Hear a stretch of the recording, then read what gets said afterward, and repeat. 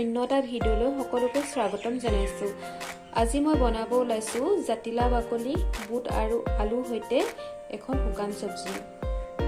তাৰ বাবে মই জাতিলাও বাকলিখিনি অলপ দীঘলীয়াকৈ কাটি লৈছোঁ।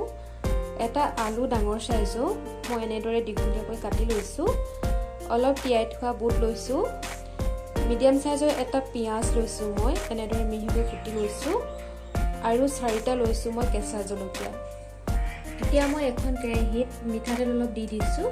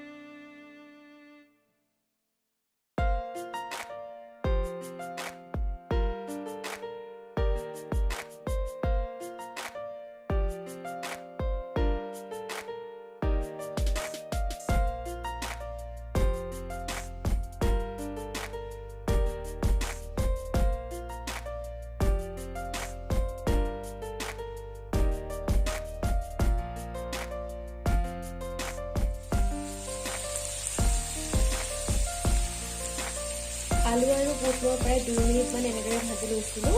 এতিয়া মই দি দিম ইয়াত জাতিলাও বাকলি।